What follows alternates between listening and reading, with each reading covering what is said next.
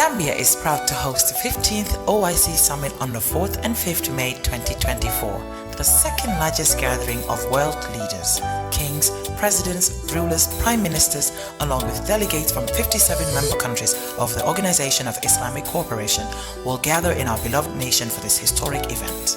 The theme of the summit is enhancing unity and solidarity through dialogue for sustainable development. It's a platform to foster cooperation, promote peace and drive sustainable development across the Ummah and the world at large. We call on all Gambians to unite and support the government as it strives to host a memorable and successful event. Let's showcase our hospitality, culture and the beauty of the Gambia to the world. Join us in making history. Let's stand together, united as one, to ensure the 15th OIC Summit in the Gambia is an event to remember. Together, we can make a difference. Planning to have an uninterrupted electricity and water supply from solar energy in the Gambia and beyond? Worry no more, because Solar Enterprise will provide you with the solutions at reasonable cost. We have experienced personnel who can install and advise you about your electricity and water supply with a warranty period. We have good quality solar products from North America and Europe. We provide services and sell products to individuals, organizations, institutions, private offices, communities, and government. These products are solar panels, batteries, charge controllers, inverters, water pump, water heaters, freezers, submersible pumps, and general solar accessories.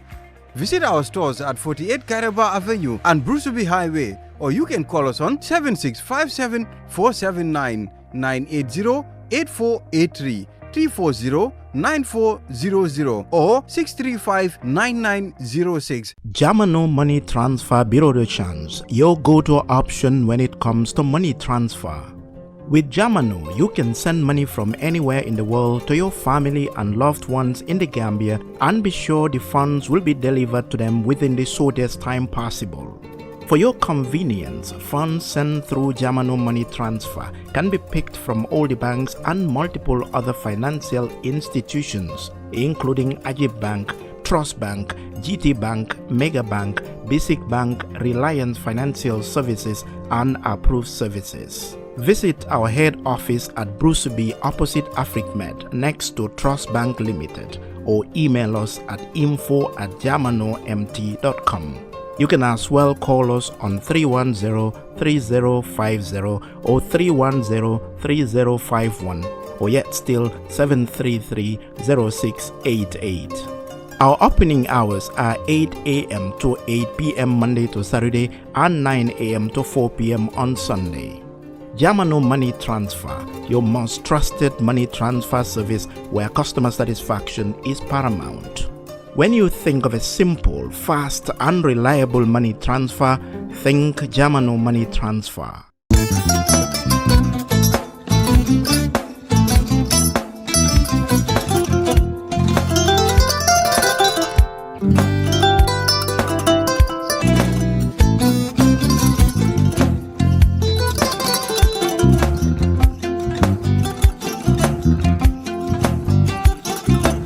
Agada. Mbijan raganya. Albaka. Mbaka important. Yo, nga transfer la sto. Ya transfer la sto. Ha, code nyinji. Okay. Korsan. Nsila ID soto. Ha, sa soto. Sorry. Agada. Mbijan bro. Albaka. Mbaka. Bara alla service o tariya. Ha, mbare mo ki janna nun kunu bara tariya. Jannom yona forest de bureau. Gambia tonkon na no mbari ya bere. Ha. Birim koyna fo kato. Bari si kodo kino kato ni fo bolong blabe to. 56 branches mola soto Gambia jang. Ha? Ha. Gambia kono anin Gambia bantala bankol. Nko kodo kiya bere. Kodo sifa fo falindiro fo nyaadi lafta memmen na kodi to poto nin kodi maraw. Jannam number 1 di nyonta. Andum fana nata anoda enterprise sotale. Wolam nyindi ko domorol fana kol fana be firale le dadi ma ni domorol ni fana beteat. Gambia dawda yalo ma fa kendol sotale je. Ha e wo moyo diat ha. Apelenta ni wo ka ni lafta nyelen kendol e bina. Yalo bu kanyi la ko la baraka ba. Yalo ndel chosano lo. Abaraka.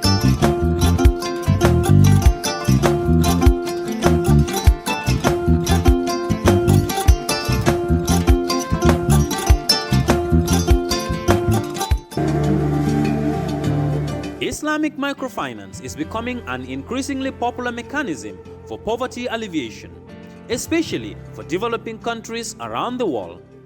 This microfinance service adheres to the principles of Islam as a form of social responsibility. Yona Islamic Microfinance is the Islamic microfinance of choice in the Gambia, trustworthy and reliable. At Yona Islamic Microfinance, we provide savings products, current accounts, financing products in conformity with Islam. In addition, Yona Islamic Microfinance also offers local and international remittances, takaful fund, management of zakat, management of awqaf, trading and investment, and building of strategic partnerships to bring financial services to the doorstep of the poor with donor projects, madrasas, youth organizations, women groups, and farmer organizations. Make a choice with Yona Islamic Microfinance today. For more information on Yona Islamic Microfinance, call 377-2151 or 9832-151 or visit Yona head office at Tipa Garage, Bakote, or visit any Yona branch located countrywide near you.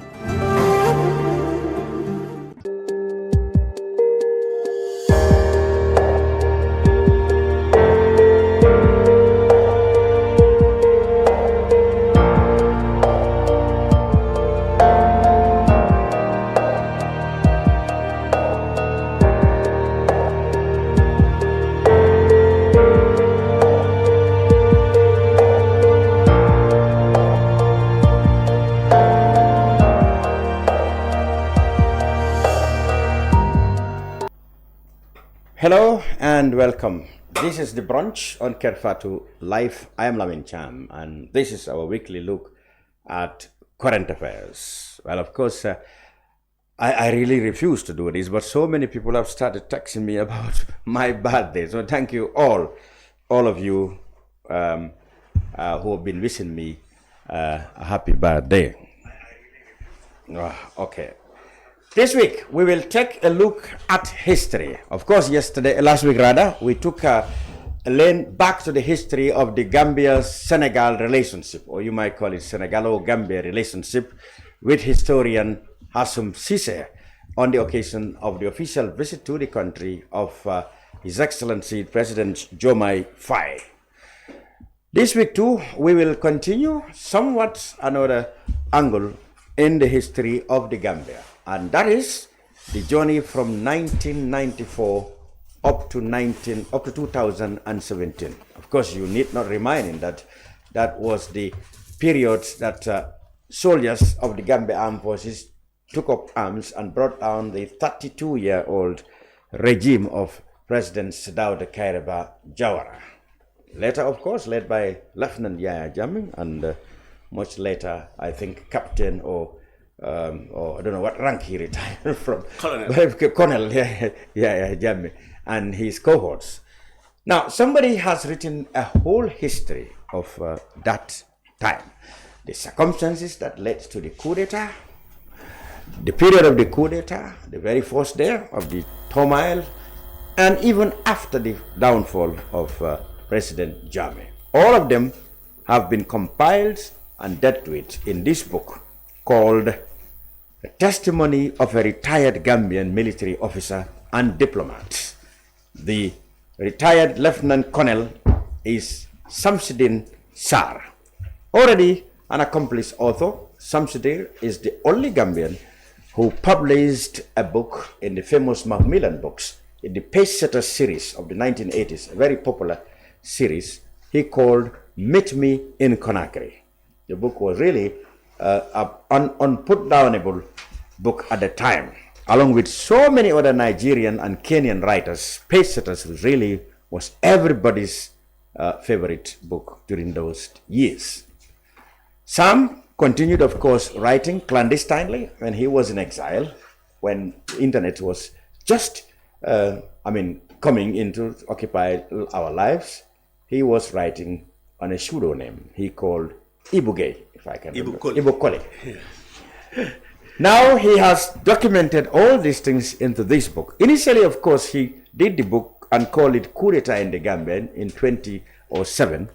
But now he has refined it and updated it, in fact, with recent developments, and called it now Testimony of a Retired Gambian Military Officer.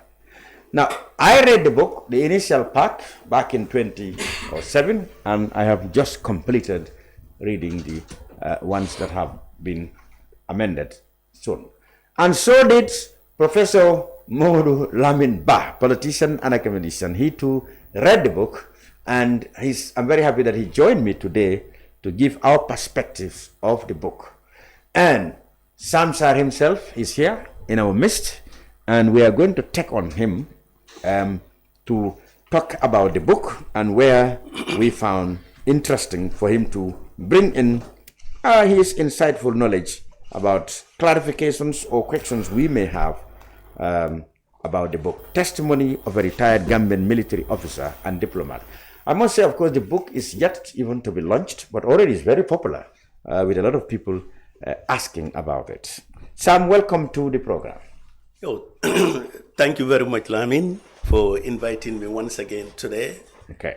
In this popular and well appreciated Brunch, your weekly program. And well, I am happy that it's about me today. Yes. My book, my new book, Testimony of a Retired Gambian Military Officer and Diplomat. Good. Which, as if you look at the book, you'll know that I covered 3 generations of presidents, starting from the Jawara regime, when I was a captain in the army. And then the Jammeh regime, where I retired as a lieutenant colonel. You were a prisoner. Yes, I was army commander, as a matter of fact, yes, and diplomat. And finally, a diplomat. Yes. And then after the transition in 2017, I continued really doing what I do best, taking my time to document history and try to, as much as possible, share it with the people who are curious to know, or scholars who want to know exactly what happened. Okay.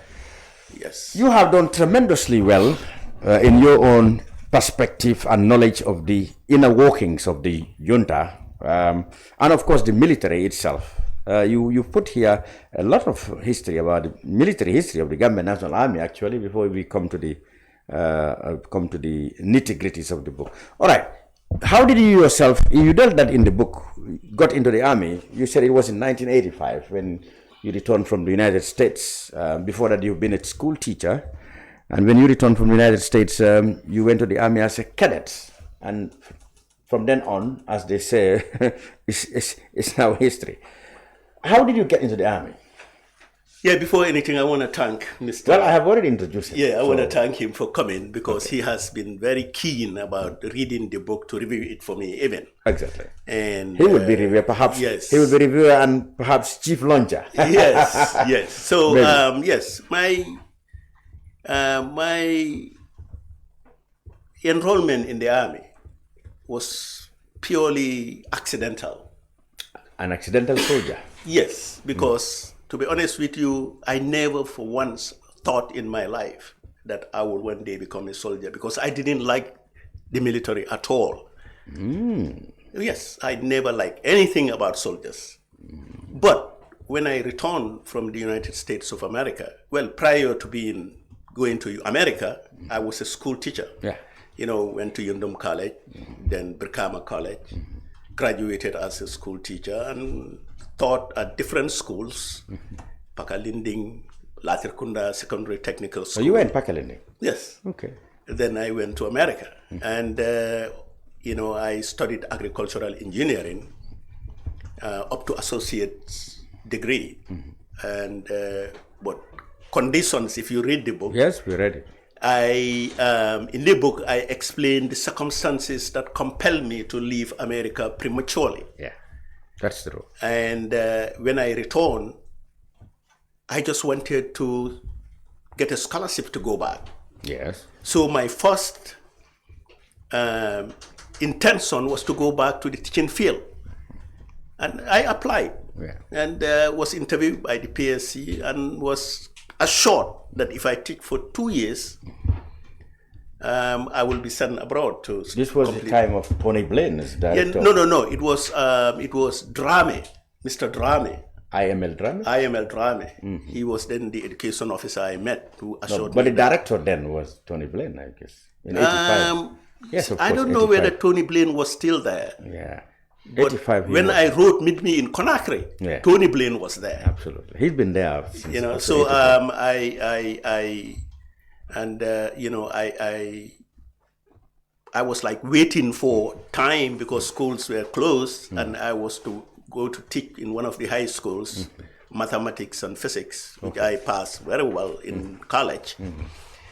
But then I got a little impatient and thought about going to the agriculture department to see where I can market my credentials better, because agricultural engineering. Maybe that was the time of Sankunjane. No, there was once Mr. Cham. Okay.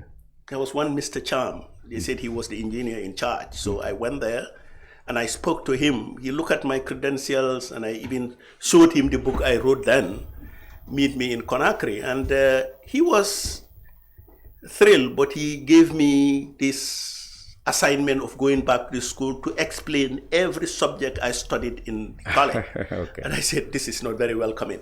On my way from agriculture department, which was very close to Yundum Barracks, I recall some friends telling me, hey, the army is new. They are sending people abroad to study. Then my mind reflected on the Army Engineering Corps of the United States of America, which I used to get up every morning and look at the TV, and they showed the great things they were doing. Okay. And I say, well, as a new army, I could be the pioneers of this engineering unit. Why don't I go in and find out? So I walked into the army barracks, and the soldier at the gate took me to the British Army Training Team office. Major Ken Wright was in charge, and explained to him whether they have engineering. I want to join the army. He said, where are your credentials? And I gave it to him. He looked at it. He was impressed. Yes, and he goes, whoa, I think we can get you, you know. And then you went into the army. And he, in fact, tried to even enlist me that day. He said, there is a team that's a unit that is training right now. Why don't you just come and join them? In the next couple of weeks, we're going to take the cadet exams. If you pass, you become an officer. Okay. I said, no, I don't want to become a regular soldier. If I cannot be an officer, I'm not coming in. So he goes, next week. And he invited me. I went the next week. I went there and took the exam and passed. And that's how I got into the... And you become a cadet officer. And, you know, in fact, what caught me most was that if you pass the test and complete your training in 4 months, I will send you back to America for military training. Yeah. And I said, well, that could be good. And that's exactly what happened. You know, I took the exams, passed, and was sent to America to do my infantry officer basic course, and came back Fort to Benning? Fort Benning. I went to Fort Bragg also. Fort Bragg. And came back as a lieutenant. A lieutenant. A lieutenant, as the British will say, the Americans will say lieutenant. Oh, I call it lieutenant. Yes, it's a lieutenant. The British will say lieutenant. Yeah, and that's what started my military career. Okay. You know, and, like at some point, of course, I got disoriented about the army, especially when I realized that they were not really promoting soldiers based on merit.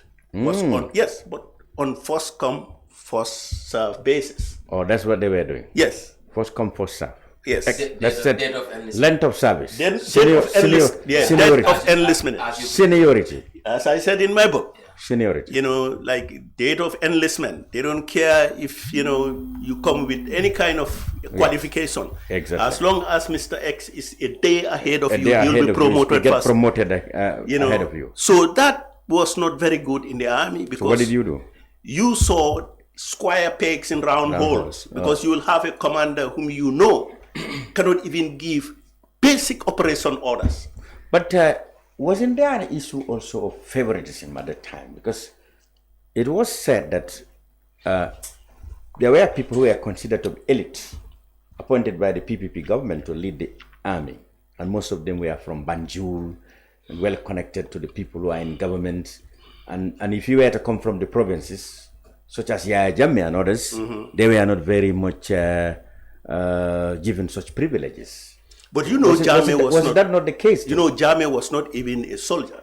Yeah, he wasn't the Zandam, I know. I'm talking about the general service. But even in the Zandam, that was the impression. I think that was a negative campaign. No, but look at the army then. Colonel Ndaunjai was from Banjul. Yes. Maba Job, who later came. All the top brass, Press Jan was Zandam and whatever. They were all from Banjul. You yourself were connected from Banjul or somewhere. You were a captain in the army. It was said that during that time, people such as yourself, you might have come there on merit, of course, like you explained, you had your qualifications. But people like others might have been in the lead or maybe the head of the army because of their connections rather than their competence. Actually, when it comes, let's start with Ndaunjai. Yeah. Ndaunjai was the ADC to President Jawara during the 1981 coup d'etat. Okay. And he was throughout loyal to him. Okay. Regardless of the mutiny. Okay. In the field force. Okay. He stuck by him throughout. He was in Dakar with him. Yes, he was in Dakar with him. He was, Jawara was in England. And they flew over to Dakar. And he was they all coordinated together. Yes. And then I think Bibi Dabo. Yeah, Bibi was High Commissioner. Yes. So they all coordinated together. So soon after the coup d'etat. When the army was formed. Yes. Now then the whole field force was disintegrated. Yeah. And now they wanted to create a new army. Yes.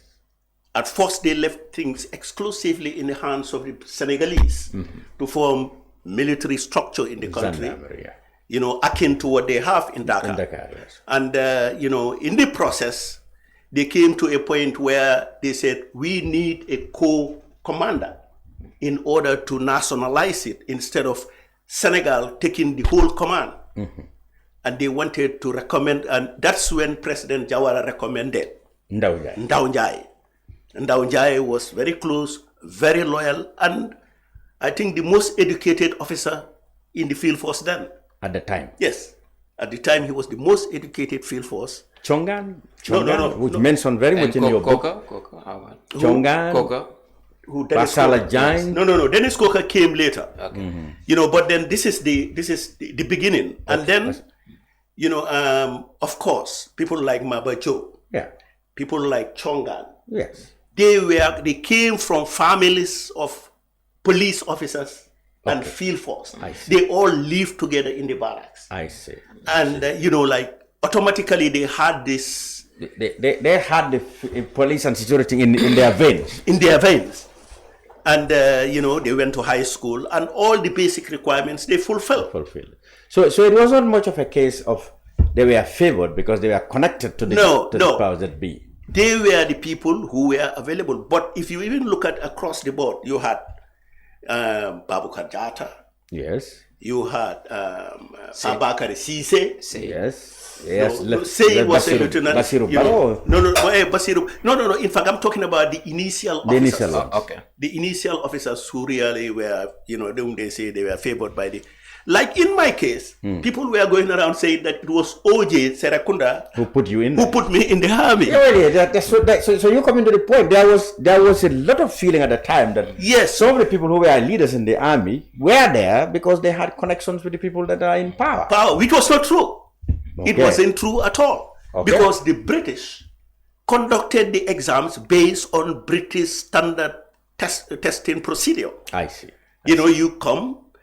You are tested, you go and give lecture, write, and, explain yourself. So we move on because I said this because there are people who had a feeling that even the coup d'etat, why it was led by people who were, maybe not Mandinka, but people who are from the provinces and people who are very genial. Yeah. It stemmed out of this disillusionment that they were marginalized in the army. Yep. By the powers that be, which favored people like you who came from Banjul areas. That was the feeling. But it stuck. Like they say in Wolof, Sarr wahul dega. So in the end, the young officers use that as a rallying base. I see. To get their colleagues and say, you see, it's the Wolves. Okay. And they could market that easily. Yes. And because I remember there were, I don't know whether you were court-martialed, but there was a famous case of Sekou Jaite.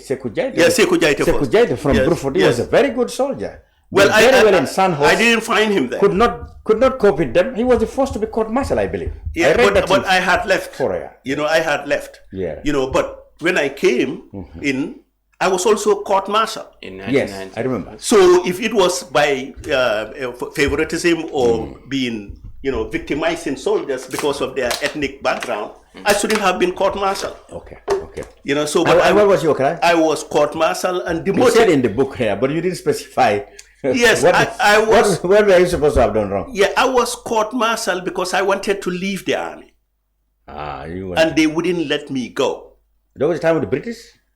Yes. Okay. That was Colonel Shaw. Colonel Shaw was the last commander of the British. That was a field officer called Major Allen, very popular. Yeah, Major Allen was my buddy, and in fact, when I got in, Major Allen was there, Peyton and Ken Wright and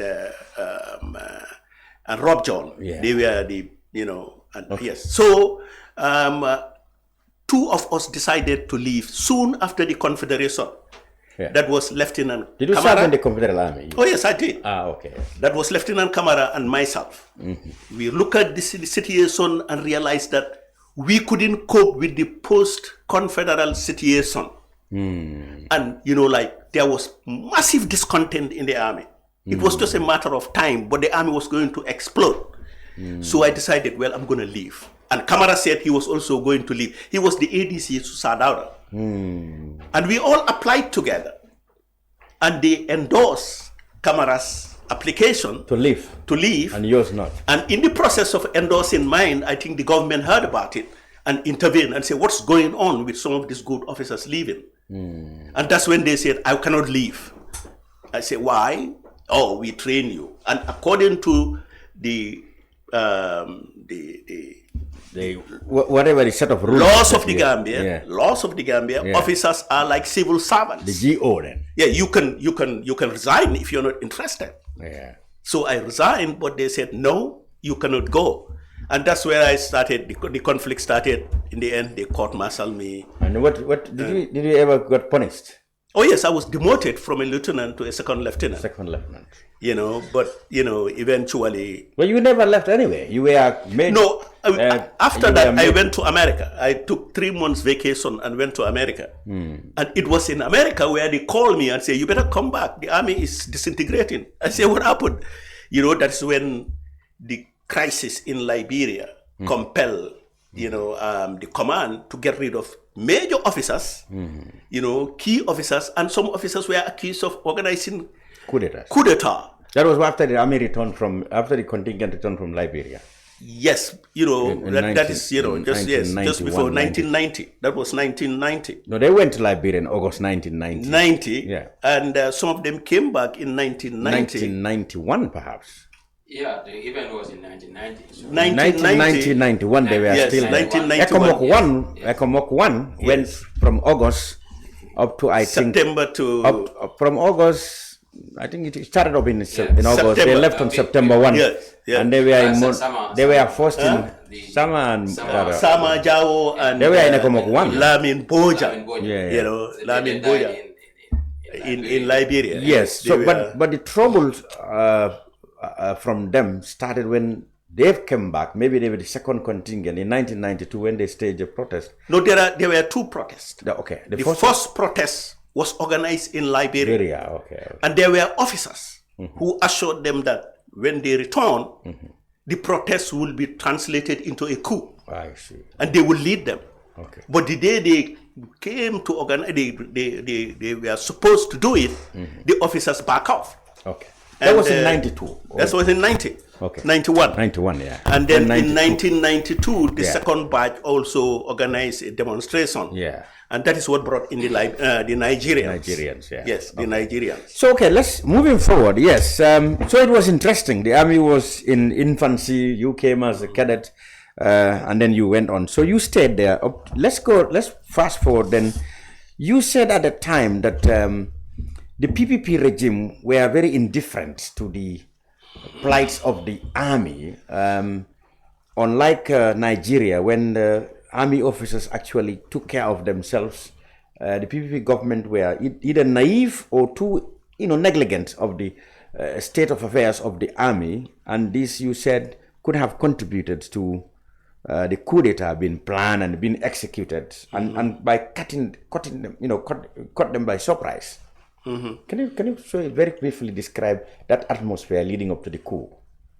Yeah, there were a series of events that started with the disintegration of the Confederation in 1989. Yes. Soon after that, morale in the army plunged down radically, drastically, because the Confederation was just like a peacekeeping unit where we rotate forces and they benefit well and came back. So it was the greatest aspiration of a soldier to go to be in the Confederate Army, because there were a lot of allowances. Yes, a lot of, you enjoyed a lot of benefits, well paid and so on. But, when the Senegalese unilaterally withdraw in 1989 September, we lost all that. And there were so many soldiers trained with nothing to do. I see. So that started the discontent within the army. Okay. At that point, I was with the impression that in order to get off this whole problem, we should look into international peacekeeping, which was enjoyed by all troops in Ghana, Sierra Leone, Nigeria, especially Senegal. I say, why don't we do that? In fact, I wrote a paper to the defense. Yes, recommending that we should look into this, regardless of the fact that these Nigerians are here and everything seems cool and dandy. The army is still discontent. Okay, all right. Power struggle. So that continued. Yeah, that continued. But then, all of a sudden, ECOMAC came in. ECOMAC in 1990. That is because Sarr was the chairman of the ECOWAS. And with the chaotic and very nasty situation in Liberia. In Liberia, the international community urged ECOWAS to intervene. Yes. And the agreement was they were going to sponsor the whole operation. And, everybody was excited that, well, this could be even better than the Confederation Army. Okay. So when they assembled and left the country to Liberia, First Freetown, it was there that they got the bad news that the European Union and the West could no longer sponsor the mission because the Desert Storm, Operation Desert Storm, had just started in Kuwait, where Saddam Hussein had invaded Kuwait, and they went to flow somewhere else. That was in January 91. So they left everything in the hands of ECOWAS and the individual countries that contributed. Not everybody contributed. Senegal was against it. But Senegal was in the Gulf War. Yeah, most of the Francophone countries were against it. Because they call it an internal affairs that nobody should, because they were supporting Taylor, like Burkina Faso was, Ivory Coast was. So when that happened, every country took over the responsibility of your own troops. Financially, yes. So instead of what they were told was going to be the daily wage of going to Liberia, $100 a day, every country paid what you could. Gambia couldn't pay more than $3 a day.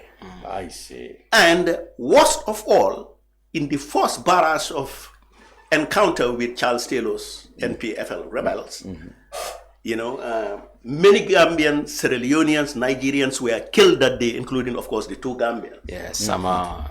And as a beginning, they said every dead person has to be repatriated to their country. And they provided C-130 planes. Nigeria evacuated all their casualties, Ghana, Sierra Leone, and Guinea-Conakry.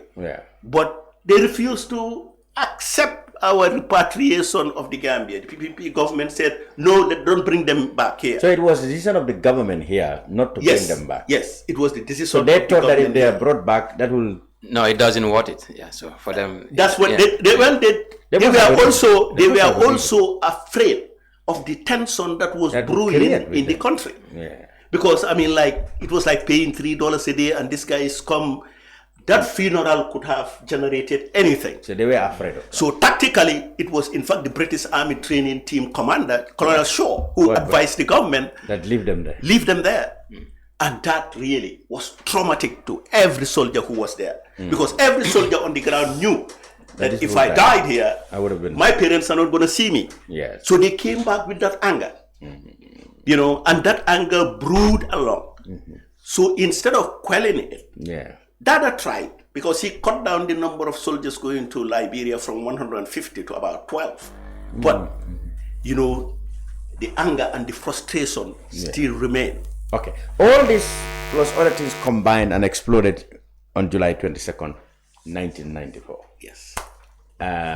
When these lieutenants took over the country, you documented it very well, and for constraint of time, I would like us to go through it. The day of the coup d'etat, 1994, you were a captain. You were posted at State House. You highlighted how on that day you saw and what could have generated into a firefight and a serious breakdown of law and order. And you highlighted your role in trying to mediate, first to try to stop the coup, and then of course now to mediate so that there will be no exchange of firefights. And then you find yourself inside the coup makers after it's been successfully done, and then eventually you were made minister for a day or so, and then you were incarcerated along with Momodou Cham, who's now the CDS, and other senior officers.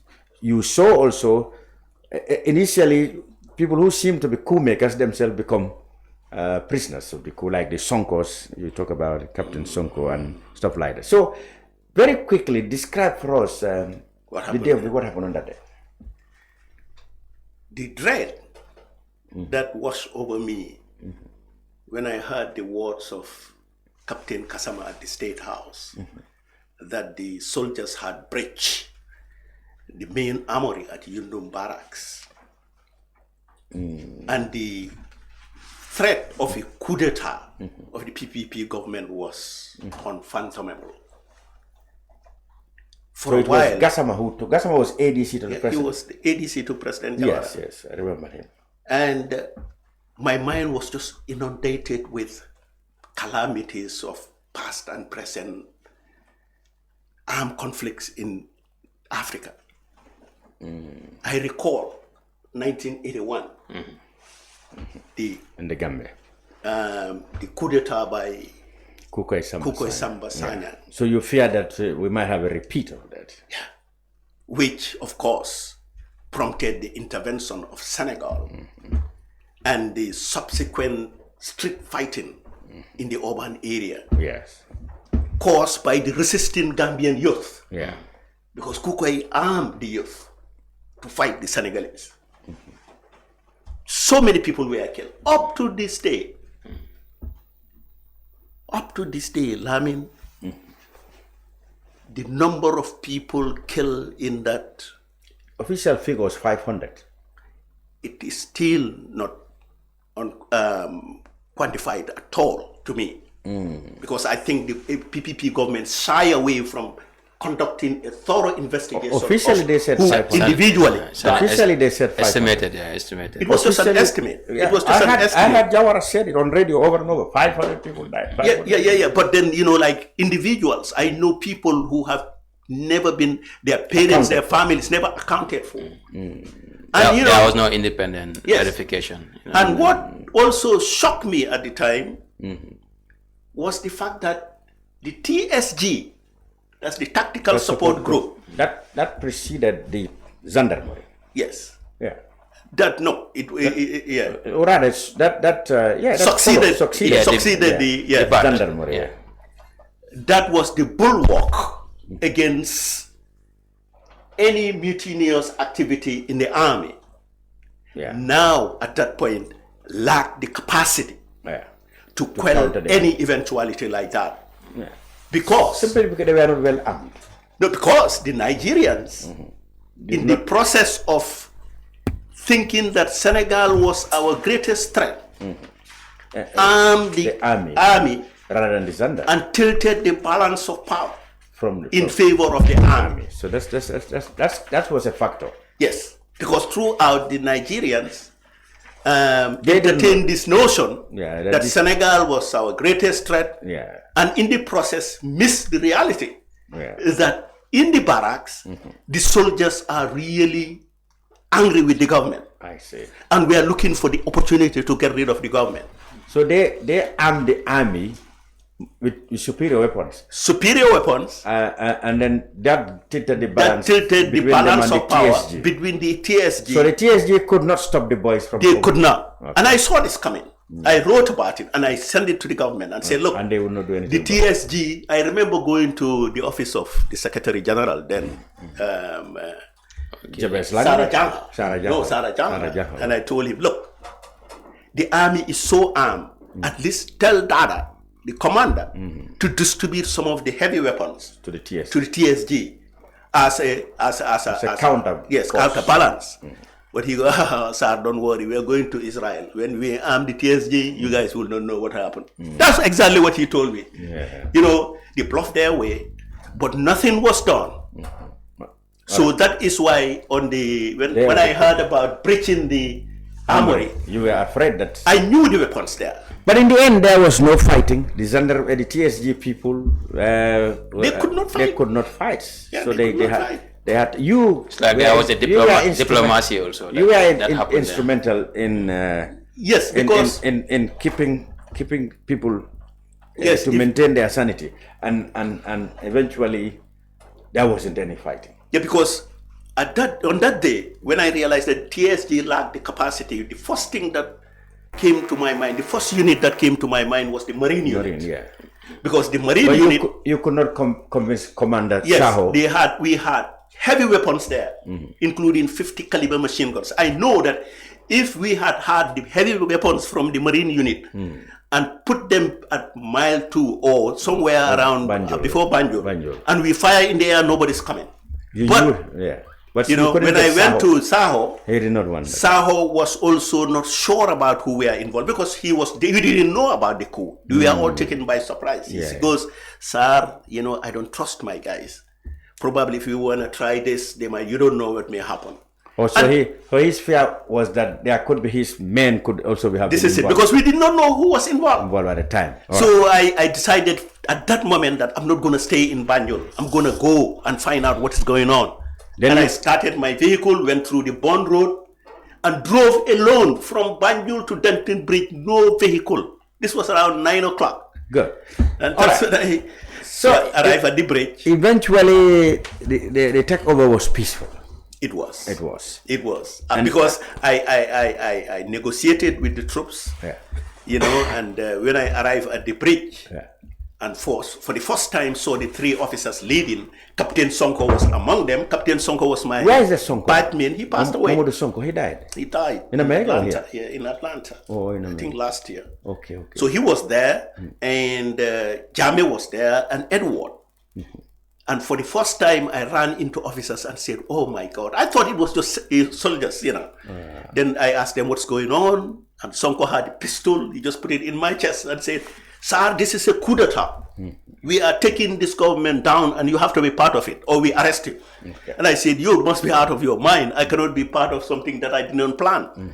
So he insisted. Then that's when I brought their attention to the fact that we were supposed to have an exercise with the Americans that day. And they came with state-of-the-art weapons. So you tried to convince them. And you said in the book that that's why people like Edward Singate continue to call you a liar for trying to give the impression that the Americans will try to counter the coup with their heavy weapons. Yeah, because I told them that you are trying to scare them. Oh, I did. Scare them. I did, because I told them if you accidentally shoot one American, be rest assured that this is going to fail. Why do you have to go that violent? Why don't we negotiate and at least alert the Americans to leave the Banjul, because they are at the State House, which if you read the book, we are all at the State House. I said, allow them to go back to their vessel and then you do what you want to do. And it was like, how are we going to do that? I said, let's go back to the radio station. You make an announcement. You know, and they didn't want to hear that. They say, okay, you go to the radio station and do the announcement. Okay, you mentioned Americans, because there was a conspiracy theory being bandied about at the time that the Americans may have a role in the coup d'etat. Yes, that's what everybody thought. Well, that's not true. That's not true. In fact, the Americans did everything to reverse the whole coup d'etat and propose a very, very logical idea. Yeah, and that was a conversation.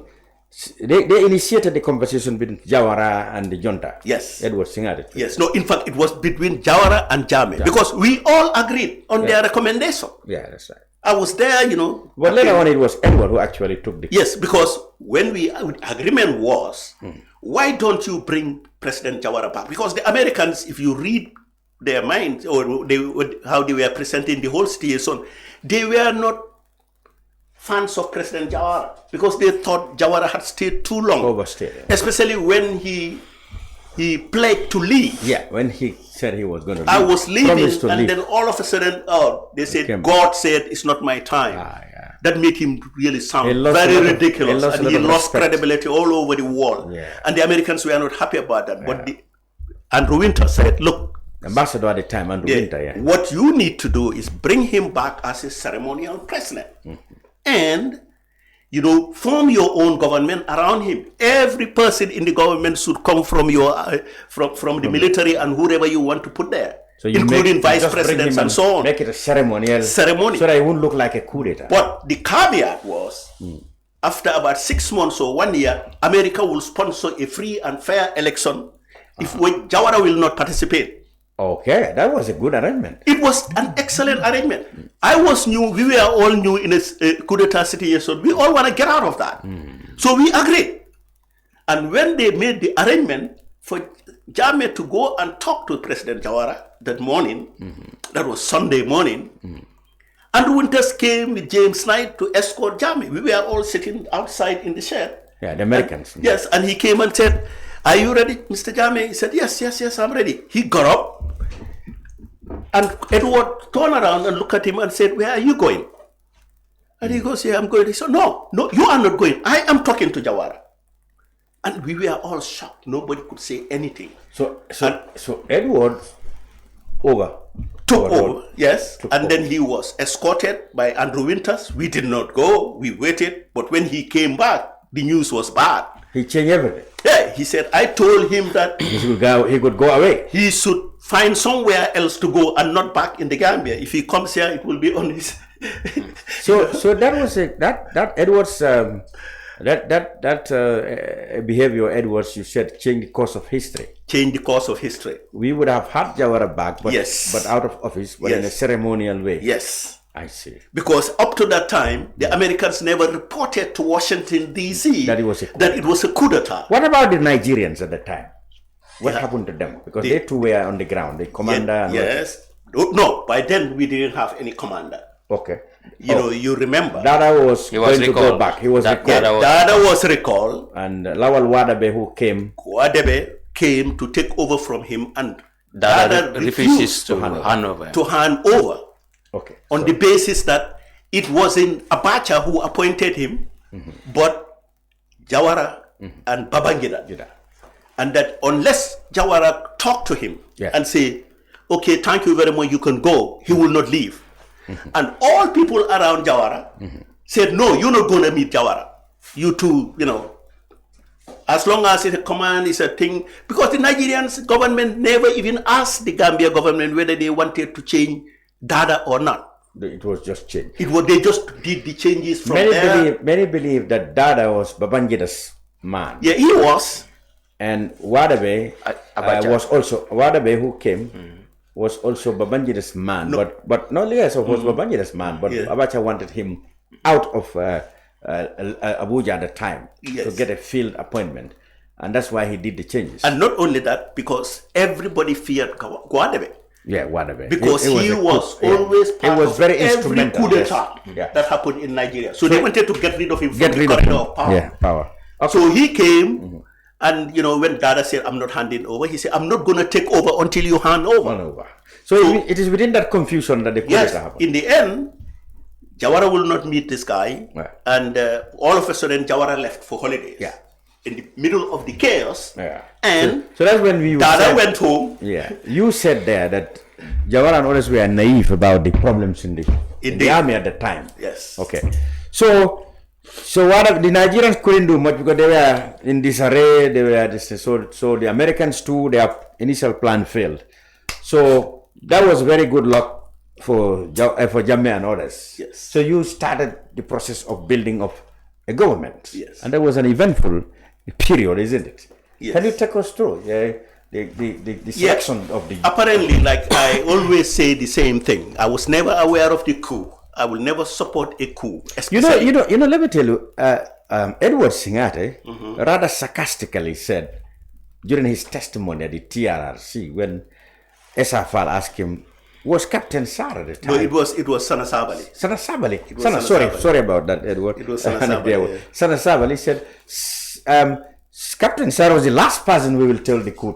Yes. People meant that that was demeaning of you. He probably told you. Yeah. That's what you'll either let them out or you are going to arrest them or whatever. Yes, no, that was the impression. Yeah, because you were not part of it. Yeah, because you know what? Sana said you were the last person. You cannot demonize coup d'etat. You cannot denounce coup d'etat. And then the person who organizes, because everybody thought I was part of it, and they wanted him to say yes. But when he said, no, Samsudin Sarr is the last person I will tell a coup d'etat, they should have asked him why. But they all laugh. Oh, no, he's going to report it. Blah, blah, blah, blah. No, I would have arrested him if they had told me. Later on, I came to realize that many of the senior officers, even those who were far senior than me, were told. Even the Nigerians, yeah. They were informed. They were informed that they were organizing the coup, and some of them back off when they told them that the appointments were not going to be based on seniority, but whom we felt. So you mean most of the senior officers were told except you? Except me. And you think that was because they know that you wouldn't have accepted the coup? I would not have accepted it. I would have asked for their arrest. I would have exposed them. And not necessarily you were going to report them to them.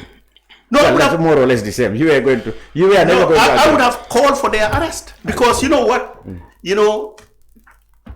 Coup d'etats are tempting. I see.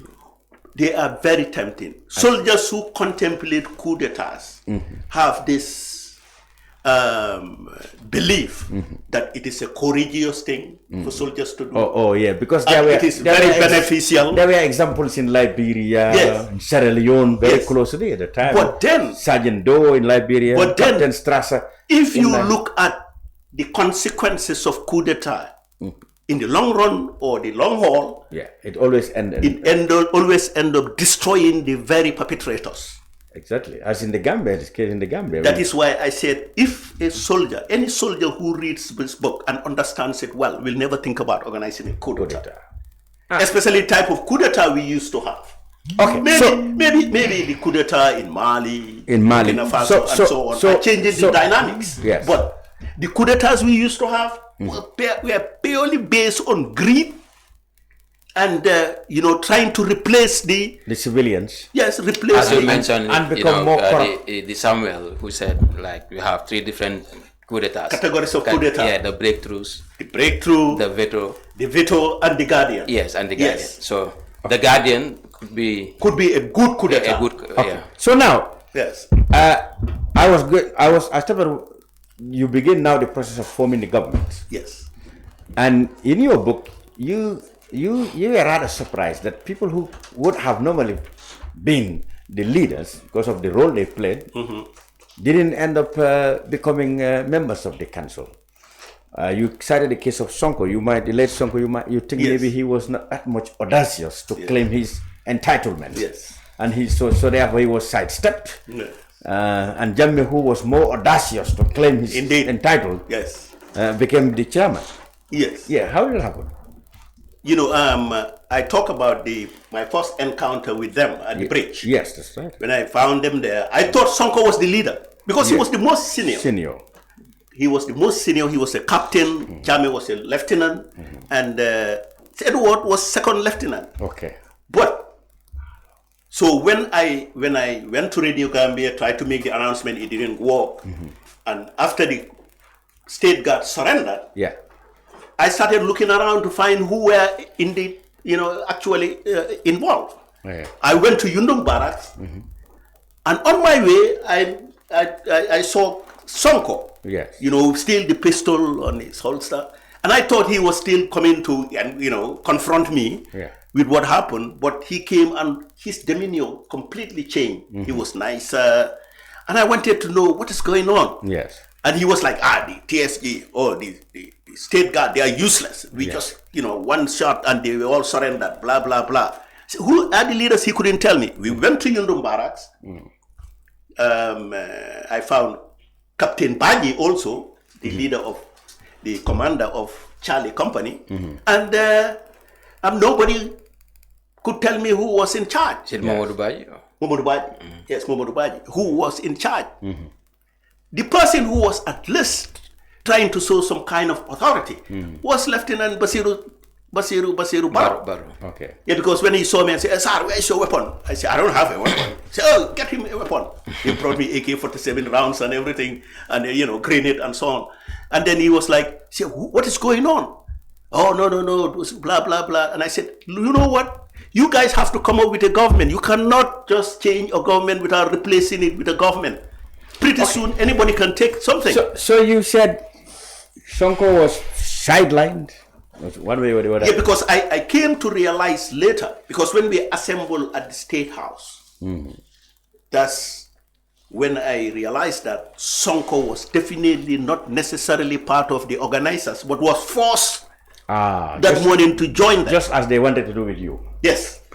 Okay. Perhaps that's why he wanted to force me. So, and then, in your book, we learned that the initial conspirators were, at some point, at the initial, Basiru Barrow, Kante, Lieutenant Kante, well, Captain Kante later, yeah, Captain Kante and Kinte, Alpha Kinte, I think. Yes. Is it Alpha? Alpha Kinte, Kante, Basiru Barrow, and yes, Kante is. Bajo came later. No, Bajo came. He was the state guard commander. Bajo He was the state guard commander. Yeah, he was. Alaji Kante, yes. Alpha Kinte. Yeah. Basiru Barrow. Yeah. What about Suare? No, Suare was a TSG. Was it Zandam? Yes, and Edward Singati and Sabali. So they were the five who met in Kudang. That was during the exercise, military exercise. And decided that they were going to organize the coup, and Basiru will be the leader. Paradoxically, Barrow was one person who always asked for coup d'etat. He did it anytime officers met. Probably that was why he wouldn't hesitate to say sell the idea of what are we waiting to? What are we waiting for? But later on, he chickened out. Yes, later on. Yeah. He was more of a talking guy than an action guy. Man. So when he realized that these guys were serious and they had now their blueprint ready to do it in July, when Jawara returned from England, he backed off and said that, well, the timing let's postpone it until later. Yeah. For what reason, he never said that. Okay. But on the day of the coup d'etat, it was Edward Singate. Yeah. Because when we met at the State House, and the situation was still confusing, nobody knew. All the officers were invited there, including the senior officers. Everybody, we were there, Captain Cham, Major Njai. We were all there sitting, Major Sirif Bai, the gendarmerie commanders. Every day we were sitting there waiting for somebody to tell us who the leaders are and what the heck are we supposed to do, because we are all confused. That is when Jammeh got up and started really being very insolent to everybody, saying, if you guys think that this is monkey work, you're making a big mistake. I will be saying very, very nasty words. And then you signed your death warrant on that day. Yes. Because I got up and told him, you must be out of your mind. We are at a very critical juncture. where we don't know where to head. You have no government, and you talking about monkey walk, bound. What kind of a greed are you manifesting here? He said he was like angry. He got up. We all have guns, of course. They got up. They held him, and I got up, and it was Sarr who held me. And then Edward said, "Excuse me, Captain Sarr. Let me tell you what happened." Everybody was watching. I think even Kejao Ture must have been there that day. Okay, all right. And Bajinka and all of them, even Abu Jeng, he was there. He was there. And he got up and said, Captain Sarr, look, the point is this coup d'etat was organized by only 4 of us. No, 5 of us. Barrow was sitting there. He said, Lieutenant Barrow was supposed to be our leader. Kante, Kinte, myself, and Sabali. Sabali. We were the original organizers. But these 3 guys betrayed us. Kante, Kinte, and Barrow. Barrow was sitting down quiet. That is when, at the last minute, we co-opted Jame. But Jame was not even part of it. So at that juncture, there was a signal to eject Jame from the scene. But he refused to accept. Like, if he did what Sonko did, relax and keep quiet. They would have gotten rid of him. He wouldn't have been. Because Sonko, as soon as we arrived and then we started dispersing, he went to Singate and asked him, "What are you guys going to give me after my?" That means. And Singate goes, "Get out of here. When we are ready, we will let you know." The following day, he was arrested and taken to Mile 2. But if he had taken the same audacious approach like Jame, he probably would have gained traction. Senior officers would have supported him. Yes. But and then you would have been included. But in any case, you and Mamad Cham, who is the CDS now, ended up being in the cabinet, albeit for 1 day or 2. 24 hours. How did that happen? Yes. Okay. After we all agreed, because everybody, after Singate spoke, every officer would say, "Okay, well, we are not part of this. Let's just allow them to do their own thing. Let's allow them to do their own thing. Because they started it, they completed it. Let us allow them to finish their government and build their own thing." And we all agreed. In my mind, I was saying, when I leave here, I probably leave this country right away. And just when we are about to move, that was when Lieutenant Basiru Barrow intervened and said, "Excuse me, gentlemen, I have something to say. I am sorry, but my position was not a betrayal position as projected by Singate. But I just wanted to, I didn't feel it was appropriate to do it at that time. But now that it has been successfully conducted, I am pleased appealing to you to retain Captain Sarr and Captain Mamad Cham, the most senior officers here, who are very experienced and may be helpful in guiding you through the transition period." Basiru Barrow said this? Yes. And they all accepted, And as soon as that happened, they say, "Okay, you guys are staying," agreed. And then we started dispersing. He came to me and held my hand and looked at me in the eye. I thought he was going to tell me something, but he never said anything. Basiru. I didn't know that was the last day I will see him. Because after that... Because in November, 6 months later... Yes, he was killed. But what happened was, we stayed there. And the next thing was, "So what do we do?" They asked us. I said, "I don't know. I've never been through coup d'etat.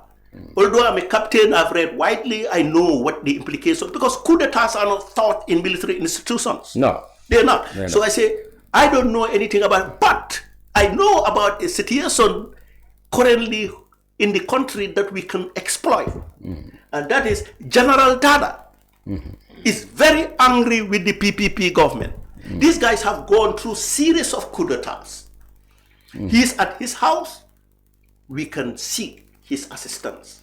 Yes, you should. And then we put it as a condition to retain him in the country. Yeah. If we do the transition nice. He's the one who advised. Yes, yes, that's right.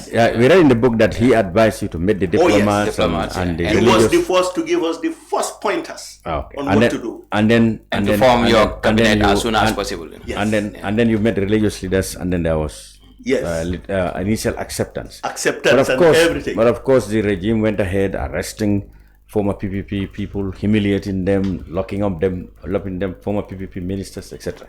Yeah, but then I think up to that moment, we're talking about people who really, by accident, organized a coup.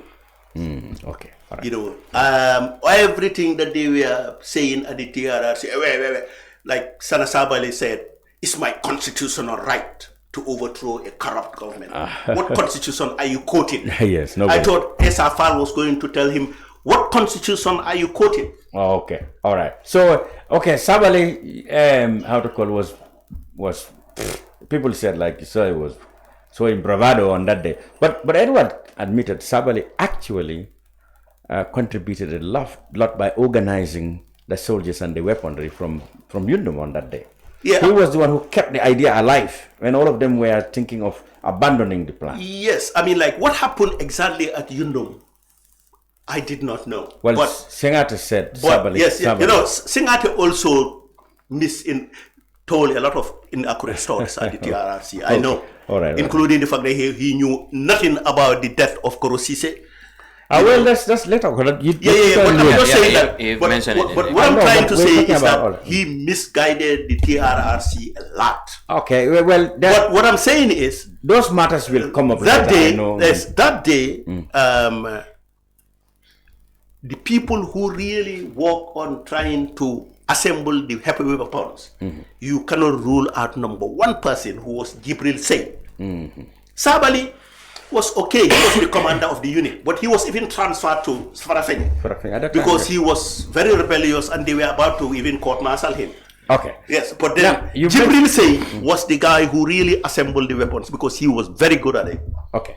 Now, we passed the stage. You ended up being a prisoner for 9 months or 10 months. 10 months from that early day, the day after the coup, up to 1995. You missed the 1994 coup d'etat of Bassirou Barrow. Yeah, 11 November. 11 November, 94 December. Yes. You also missed the capture of Sana Sabali himself and imprisonment him and Sabali. He found me in Mile 2. You wrote a little bit of that, but all those things found you in Mile 2. All right. But what do you think, very briefly, led to the counter coup? Is it Bassirou, you said, have always been advocating for coup d'etats? What were you told that Bassirou and others decided? Why did Bassirou decided to do a coup? I think Bassirou was very embarrassed on the day of the coup when they sidelined him. Yeah, characterized him as a betrayer. So you mean he lived with that notion up to 94, and then they took him up to November and put him at the battalion as a battalion commander. Bassirou was not necessarily an infantry officer. I think he was at the MTO. Yes. Motor transport. He was more of an engineer, like a mechanical engineer than an infantry officer. Okay. And then he stayed there and was throughout very unhappy. When I came out of prison, I started investigating more about him. That's what I wanted to know. When you came from prison, you spent a lot of time investigating what had happened. Yeah. You even mentioned this execution of the soldiers. You mentioned how it happened. How people were, killed and buried in that thing, and detention in the camp at that time, and also. How were you able to collect those informations, and how credible do you think they are for us to believe you? Because since you were in prison at the time, what method did you use? Yeah, because first, after the execution of the officers and some of the senior NCOs after the 11th November, I think on the 13th of November was the day they executed most of them. Yeah. The rest were sent to prison at Mile 2. They came and live with us. I see. So they narrate. Every day they will narrate and tell us. At first they were afraid of saying anything. And But then you will bribe them sometimes. Yes. $20 in notes. But they started talking, and they will tell us. In fact, the drama of the killing that day, what they were doing when they started calling names to go and execute them, the reaction of the officers, But it was very unfortunate that after the killing of those soldiers, Sabali lost it. He went into serious madness because of the post-traumatic syndrome disorder because he killed his closest comrades. He used to call them brother. Basiru Baro, Ndoke, Kotoke. That's how he was what's his name? Say was always with him in the office, and you could always see them chatting and laughing. But that day, they somehow executed them in cold blood. So you mean this must have as cruel as you depicted him to be? This thing must have taken a toll on him. Oh yeah. They lost the death of his. He lost it because Sabali in the end will shoot at anybody traversing his road. Yeah, it was said that he shot at some. And you mentioned that committers. could have been the reason why he was even captured. He was arrested. Sabali did not organize any coup d'etat. Yeah, Edward Singate said it. No, he did not. No, Edward said at the commission that Jammeh was paranoid about Sabali. It was the two of them. Sabali, that's why I said Edward misled a lot of people. Because you know what? Well, Edward said it was Jammeh who had this obsession that Sabali was planning something. Let me tell you what happened. The day before the coup d'etat, Sabali made a serious, crazy mistake. He was leaving a christening ceremony of his girlfriend, whom she impregnated. Okay, but that's too personal. No, excuse me. But he didn't mention that in the book. Yes. No, I did not. Just say where he was coming But from. what I'm trying to say is that they were leaving Birkama, driving towards Banjul. And in the convoy, Peter Singate decided to tag along to avoid the traffic as well. They came up to Abuko, and he stopped and sent a message to Peter that he is driving. In the next mile, if he sees him tagging along, he's going to bazooka his car. And that was the last straw. They knew that Sabali had lost it completely. So that was in January. No, yeah, that January 1995. 26, 1995. Yeah, 2015. And 26, 1995. And that day, I think Peter went to his brother and told him, we have a madman, we have to do something about it. Because even the British, when I left the prison, invited me to talk about what they should do. You are saying a story that nobody ever told. That is how Sabali might have been. Why Sabali was arrested. And yes. No, I wrote it in the book. Edward said, I know that in the book is there. Edward said it was Jammeh's own fear and anxiety about... Who brought Sabali and Haidara at mile 2, according to the book? Edward Singate brought them in chains. Yes. And he was right behind them. And we all saw them. Because when they passed... Because it was a duo. It was. Like Sabali himself Sabali said it himself. Haidara. Yes, because they were always together. Yes, and then Jammeh. Sabali said. In fact, the very people who arrested Sabali that day spoke to me about the drama, how they did it at the State House. I see. So it was not, as Jammeh said, well, Edward actually rejected that. Jammeh was on television, 2 hours, 3 hours, he was saying, Sabali came and pointed a gun. And said, shoot. I know you wouldn't. Jammeh dramatized the whole thing. How many times have they heard about people saying that the reason I was arrested was because I walked into the State House and shot at Jammeh and the bullets fell and then he grabbed me and handed me over. Jammeh was in hiding the day they were arresting me. He was nowhere to be found. I was like this with Jammeh. And I thank God that we were very close friends because Jammeh saved our lives.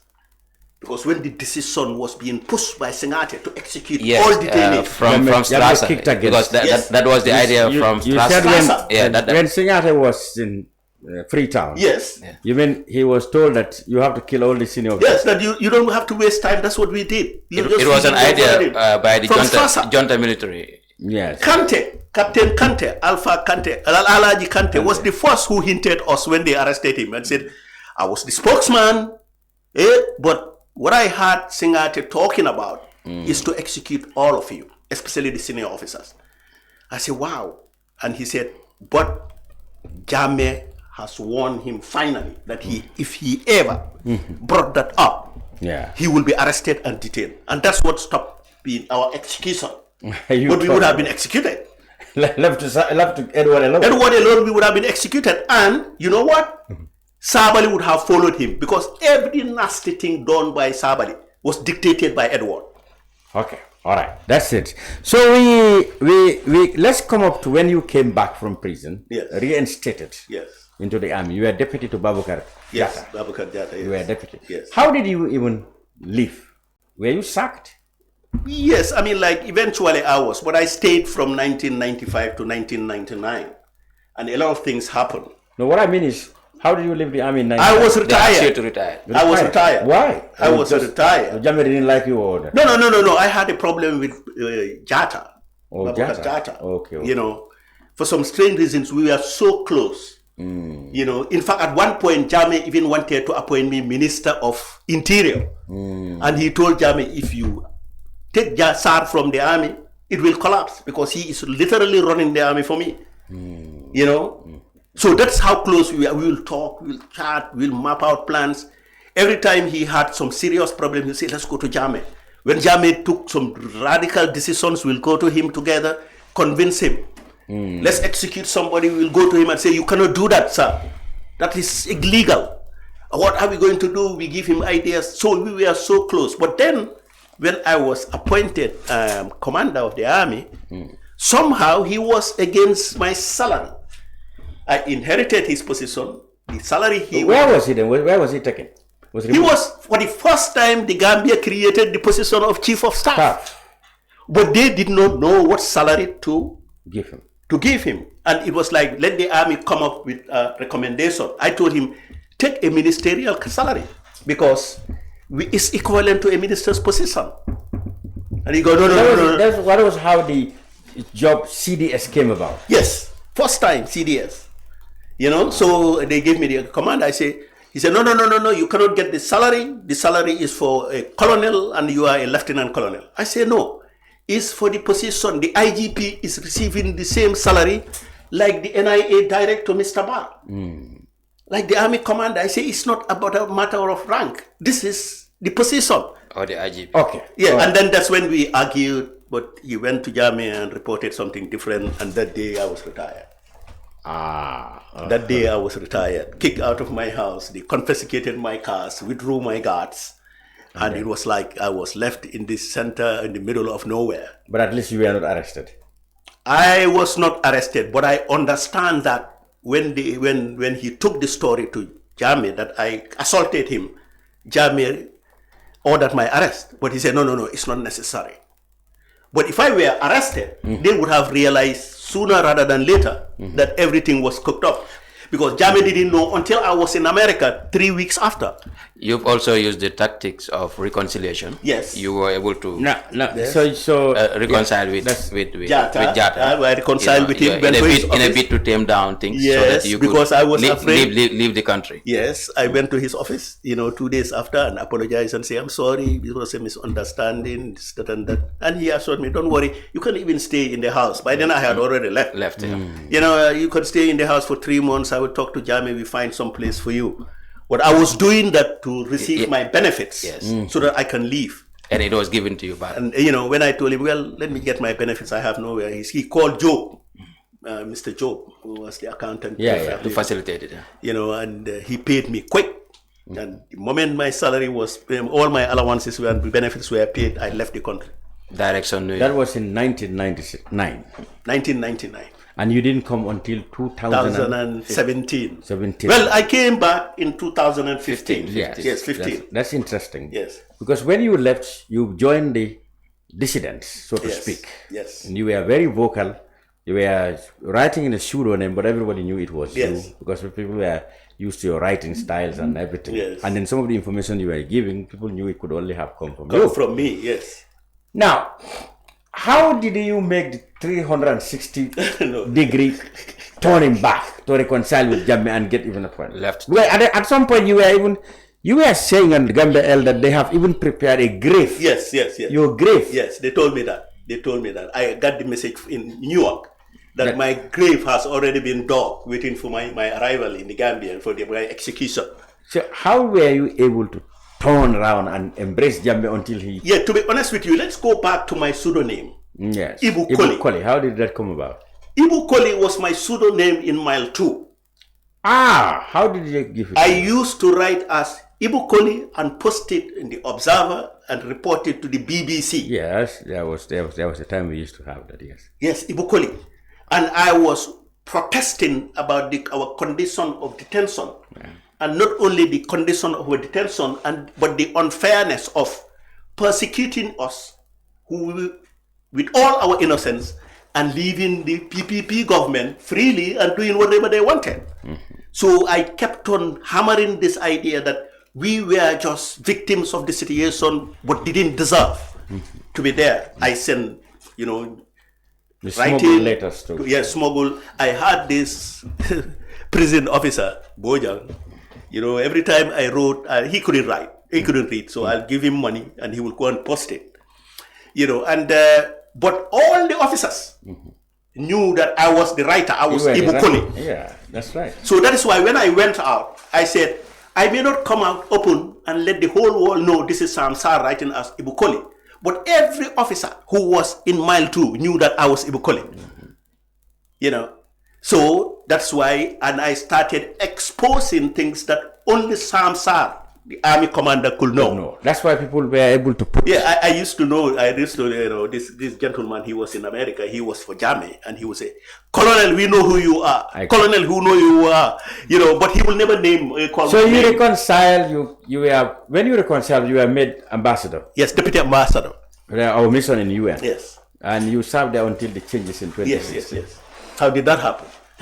Well, yes, how did that happen? Very quickly, we don't have time. I want to come to the new additions in the book. Yeah. I mean, by 2005-6, I saw Jame making gestures towards our reconciliation.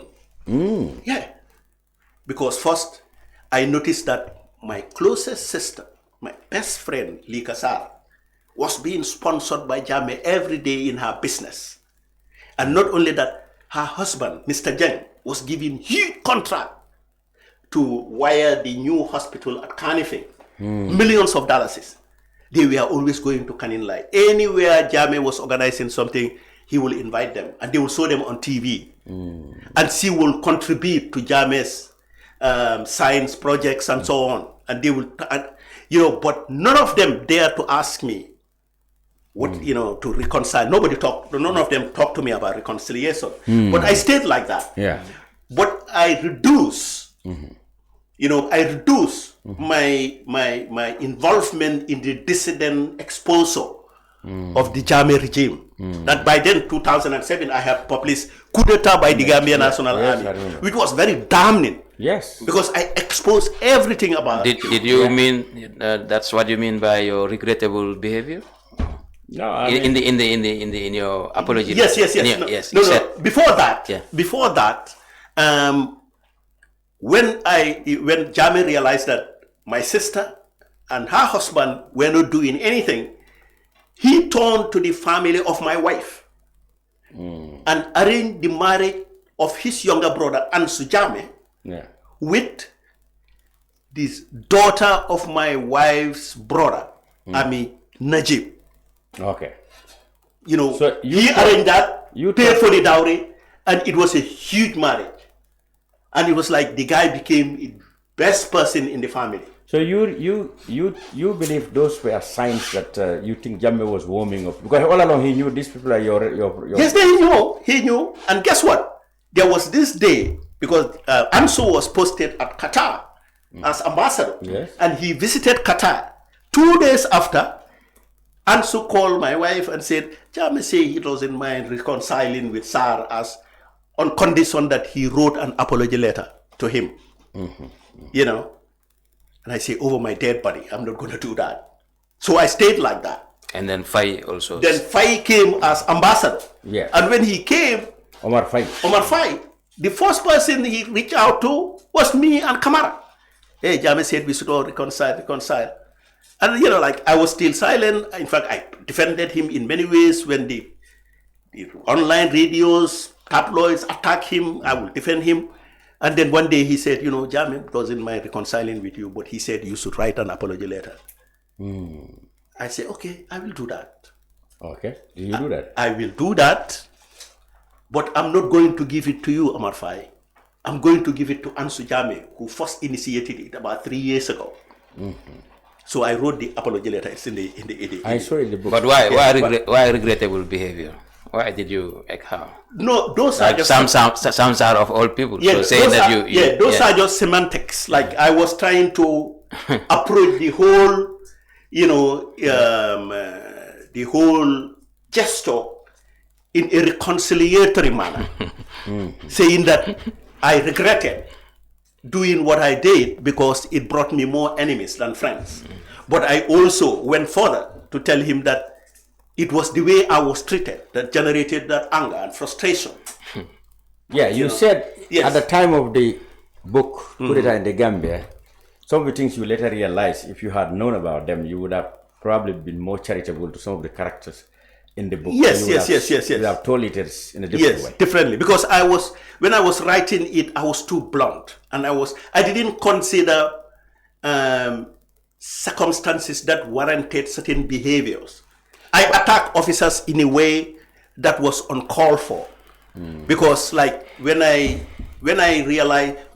sat later and thought to myself that, look, Officer X and Y did not put resistance and they were supposed to.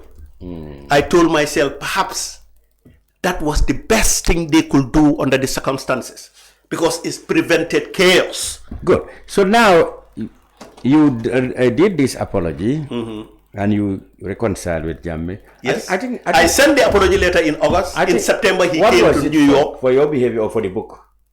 No. He said general apology. I did not even say. Were you not at somewhere where Jammeh was talking about the book? He said, and I quote, Sarr wrote lies about me. Yes. You know, now, can you imagine? You were there. You did not. No. I wasn't here. No, what happened was, when we met in New York, in the presence of Amadou Samba, Lamin Manga, and Ansu Jammeh, and Carl Bayo, who was the Secretary General, it was an amicable reconciliation. But he said that you wrote a book. Okay, no, I'm coming to that. We talked and we had nice time. We had dinner together, and just before, in fact, dinner, he said, "Billahi wallahi talai, I forgive you." Yeah, but that was at the UN. Yes. Before we met, even I forgive you. Billahi wallahi talai, I forgive you, because Jammeh knew that I hit him hard in my book, and he probably read it. Of course, you know. So when we met at his office, at his suite at the hotel, we talk about everything except the book. We talk about life in the Gambia. We talk about some different things. You read it in the book. Yeah. And then, you know, finally he said, "I want to give you a job." I said, "For what?" He goes, "Yeah, I want to appoint you in one of these embassies. Where do you go?" They brought the letter. And I sat down. I was frozen because I wasn't ready for that. Nobody talked to me about a job. I was there just for a reconciliation. I wanted to go home. I had a good job. I was being paid well. Although, you know, the late Panderimbai was saying that I was jobless. But I challenged him online and showed him my double-2 form, my annual earnings. And he knew I was well paid in an engineering company. Some people said you were homesick. You badly wanted. Yeah, that was the late Panderimbai who was saying that. But also because of your parents as well. You were so homesick and you wanted everything at all costs to come to Gambia. No. I mean, like, he asked, Amadou Samba was there when they offered me the job and I refused it. Because I had a good job. My kids were going to college. You know, they were in... Most of them graduated, Yeah, they graduated as engineers. As engineers. I couldn't afford to change my lifestyle.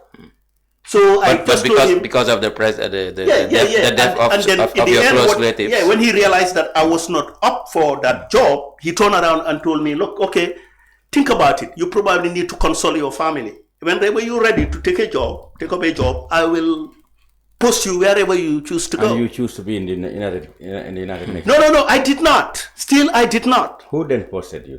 Good, I'm coming to that. So I did not go. And then soon after that, the campaign all around was what Sarr has written about Jammeh. Jammeh is just setting a trap for him to go to the Gambia. He will kill him. That was the campaign led by the late Pa Nderimbai, and everybody said, yeah, when he goes, they're going to kill him. You see, Ibu Jallow tried. He didn't go. If Sarr go, so I was busy with my life. I was happy. Then February 2015, Okay. Sheikh Omar Faye told me that Jammeh said he wanted me to attend the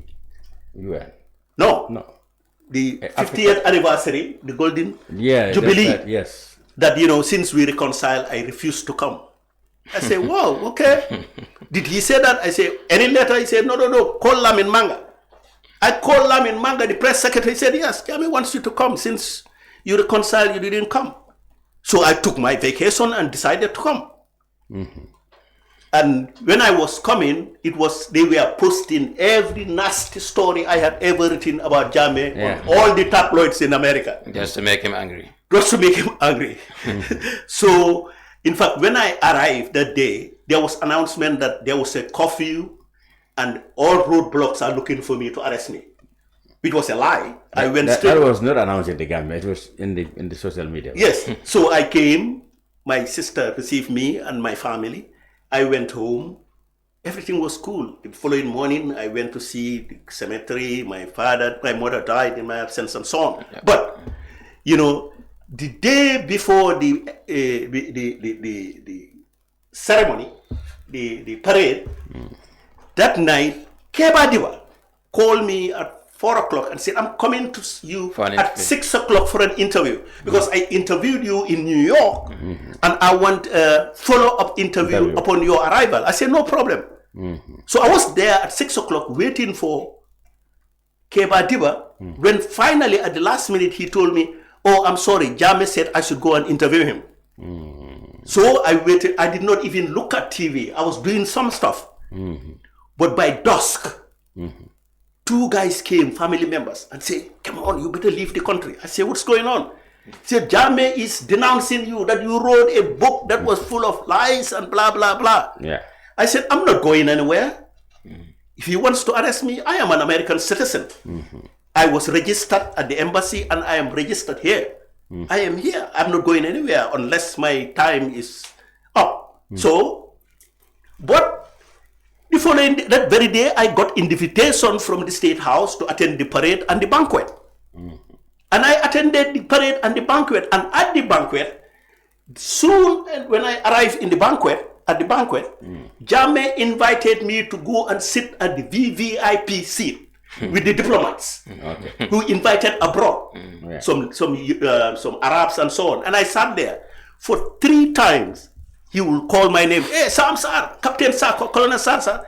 And my wife's sister was there, and he was like, hey, Jammeh de dafa bëgg sa tur mu la oo rek lu xew. But I think that was all guilt. I know. So I stayed until my vacation was over. The day I was leaving, social media announced that they have closed the airport. They are looking for me. They are not going to let me go. That is. So I went to America and I arrived, went back to my job. That was February, March, April, May. One morning, I was on my working desk and I saw a Gambia number. I answered the phone and it was Minister Balaga Bajampa. Colonel, I say, yeah, who's this? Oh, man, action man. We talk and I say, oh, fine, good. What's going on?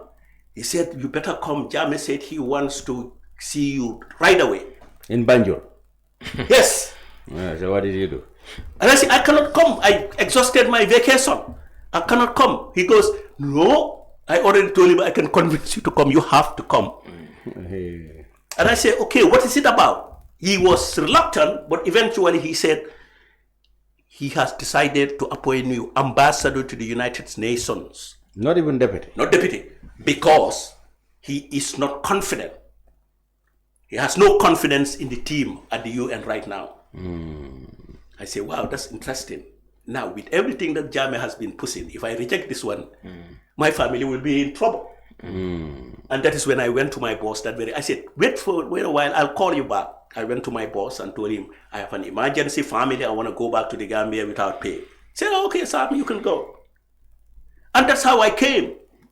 I came and found him at Janjamburi. In fact, it was Bala Jahumpa who provided me with a vehicle. To go to Janjamburi. Janjamburi. And for about 2 days, we are just going around, up and down, He will see me. Sometimes, hey, come and do this, blah, blah, blah, blah. And then the third day, I told Bala Jahumpa that my ticket has timing. I got a logo.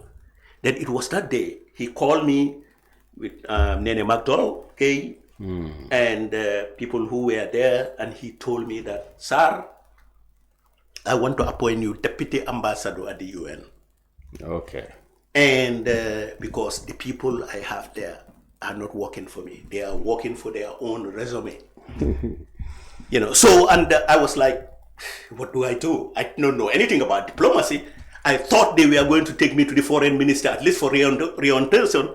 But he was like, no, take him, give him his appointment letter, all his entitlements for him to go back and assume his position right away. And that's what happened. And that's what happened.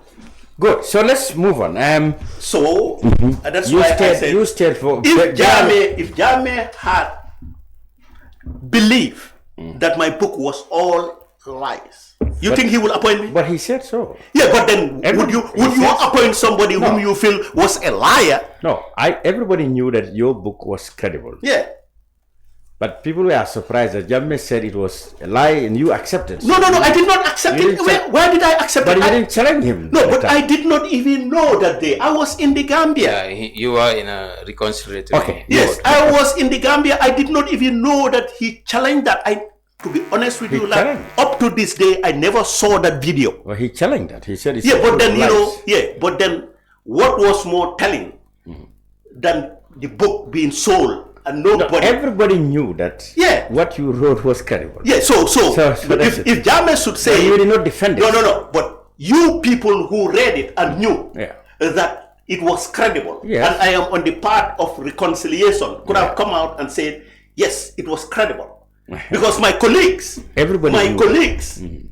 who were with me in the army, read the book and knew that every word in that story was factual.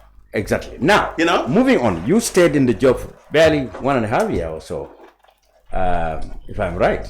Yeah, in 2017. I was there May 2015 until... So let's say 1 year... until February, no, January nearly 2017. Almost 2 years. Yeah. Okay, within that time, a lot of things happened. Yes. Jammeh lost power. Yes. He went into exile. Yes. You lost your job automatically, of course. Yes. I was the first to be fired. Yeah. And you wrote rather controversially about this period in the United Nations. Yes. Very quickly, because we're going towards the end of the time, capture, as you said, when this crisis started, Jammeh changed his mind about accepting the results, which he had already done. There were a lot of flurry of diplomatic activities and a conspiracy to get Jammeh out at all costs. And you said Senegal played a part in this. Yes. Take us through. Yes, excuse me. The very day Jammeh nullified the elections, which was not right. I wasn't even consulted. I did not know how he came to that decision. That was on the 9th of December. Yeah. He made that broadcast. Yes, and not only was it wrong, but the way he presented the case was incoherent and came out as if he merely accepted the results and then the next day defy everything and wanted to change the dynamics. He annulled the results, yes, the elections, and said other elections. Yes, that is going to be. It's going to be fairer. Religious. Some people who believe in God fearing. The IEC was not God fearing. Blah blah blah. That was not the argument.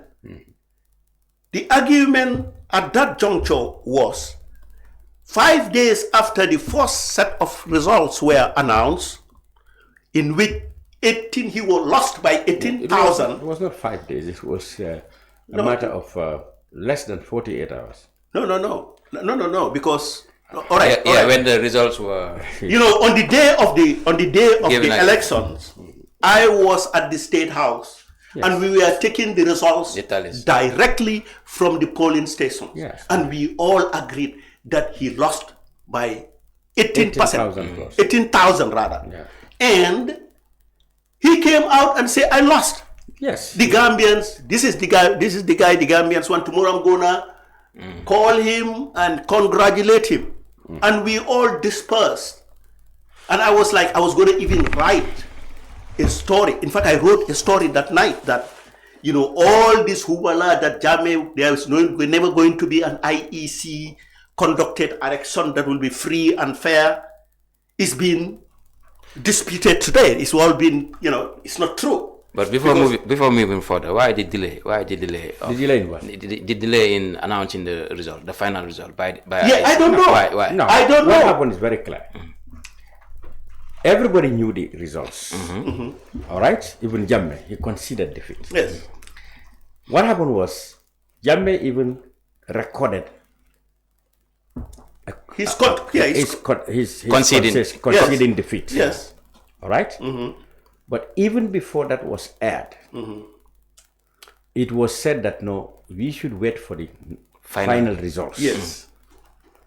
For the IEC to announce, then that could be aired. Yes. When the final results was aired, Jammeh's message too was aired, conceding defeat, everything. Yes. But then the IEC realized that during the tabulation of the regions, that's what they said, the regional totals. Yes. The region of URR, we are told, when they were tabulating, that was the last region. Yes. Their spreadsheet shifted by one column.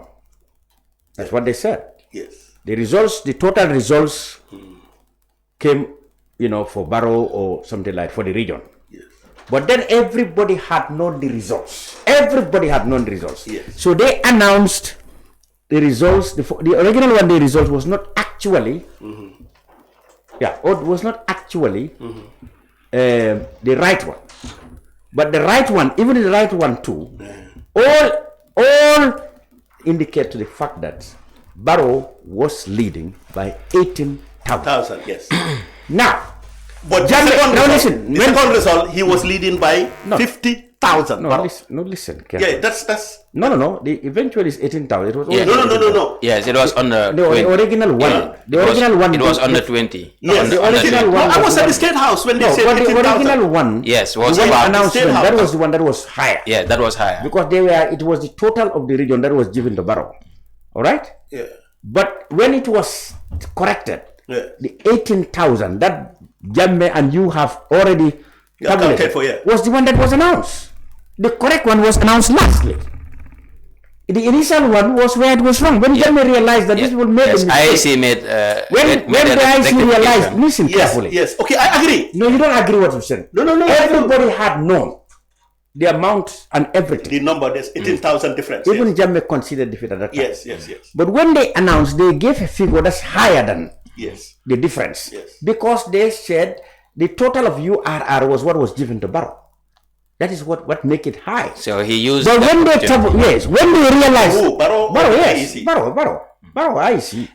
But when they realized that there was a mistake, they now announced the correct result that you and Jammeh were tabulating. Yeah. You know what I mean? Which everybody had. Yes.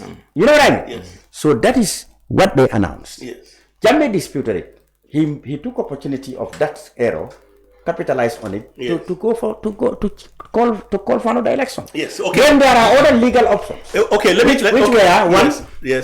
go for a recount. Yes. Because all ballot boxes. Yes. Immediately you count. Yes. Everybody witness and sign. Yeah. You return the marbles to the box and seal it in front of everybody. No, I agree. Okay. Jammeh did not want to allow a recount. No. Excuse me. That's why the problem. No. What I'm saying is, Lamin, I did not even know what Jammeh was doing. I never spoke to Jammeh for a second throughout the whole crisis, even when I was at the but UN. You were justifying. No. Even at the UN when I was there, what I knew was that very day at the house, when Jammeh at the State House, yes, when the results were all tabulated, he took the Quran again. Billahi, wallahi, talahi. Yes, this is an election that is rig-free. Yes. What is read is the right, correct answer. I came on a Friday and I was on a Friday. Yes, he said that. Yeah. But what happened when numbers started to change and they called representative of the parties to go to the IEC and sign a document to say that, yes, the results that were shown were wrong, these are the right. That's when somebody called me and said there were new set of results which are not the same as the previous ones. You know what I mean? Look. If I were Jammeh at that juncture, if he to change the narrative, I would have asked the IEC to go back to the television and announce what went wrong. Okay. And why they are doing for me, what they were doing. For the fact of retaining the results, delaying the announcement of the results, there was a problem already, because we already knew that we were only waiting for the final result. That was the result for Common. But it came very late. That delay, the IEC announced that. Yes, the IEC made that clear that delay, it was Jammeh. He came under pressure not to continue with the results. Not to continue with the results. That's what okay. Anyway, I didn't see that. No, that's what the chairman announced that. But what I'm saying now, the chairman. Okay, but what I'm saying is a final conclusion on that, because I haven't even said anything about it. So now, all right, we knew what happened. Yes. After that, Jammeh came. Jammeh disputed the elections, but obviously he could not.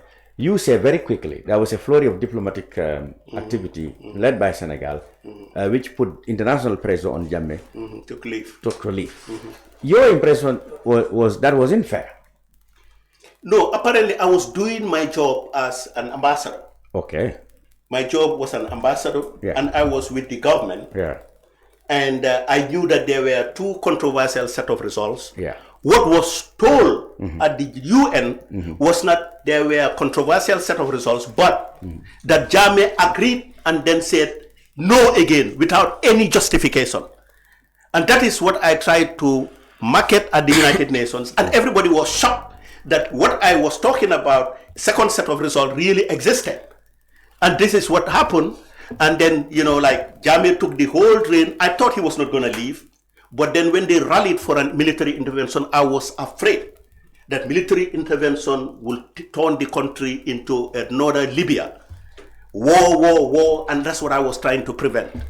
Thank God, Jammeh at the last minute, walk away, and the war never happened. And all this is documented. Are documented in this book. Mr. Ba, your final impression? The first and final, because you've not given me So actually, this is a very good book. Yeah. Okay, and the book talks about different themes, ranging from coup d'etat, internal security, geopolitics, superstition, social and cultural issues, which I would definitely like to recommend to intellectuals, academics, even military personnel, politicians, and even diplomats, to consult this book, because it is very, very rich in terms of information concerning, all these themes that I've just mentioned. When will the book be launched? I'm looking at probably the 25th of May. But already people are asking around it. How do they? They are available. They are available at the West Coast radio station, at the Tipagaras. I have their numbers. Tipagaras with who? With my wife's shop. My wife has a shop. Where, in the mall?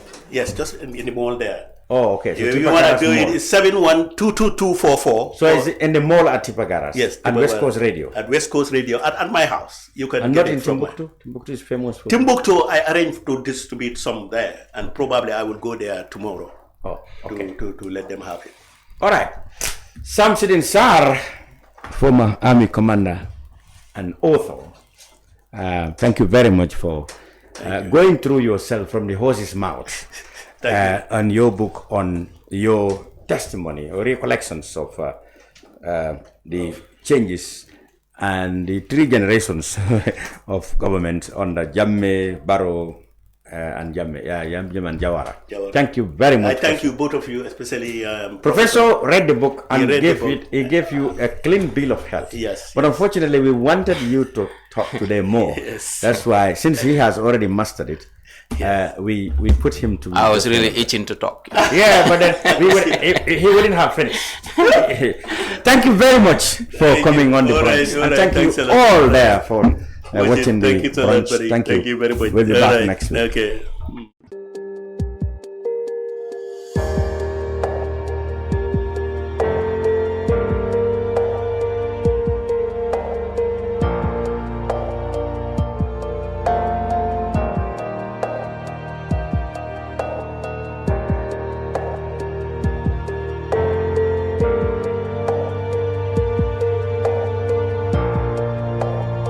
Gambia is proud to host the 15th OIC Summit on the 4th and 5th May 2024, the second largest gathering of world leaders, kings, presidents, rulers, prime ministers, along with delegates from 57 member countries of the Organization of Islamic Cooperation will gather in our beloved nation for this historic event. The theme of the summit is enhancing unity and solidarity through dialogue for sustainable development. It's a platform to foster cooperation, promote peace and drive sustainable development across the Ummah and the world at large. We call on all Gambians to unite and support the government as it strives to host a memorable and successful event. Let's showcase our hospitality, culture and the beauty of the Gambia to the world. Join us in making history. Let's stand together, united as one, to ensure the 15th OIC Summit in the Gambia is an event to remember. Together, we can make a difference.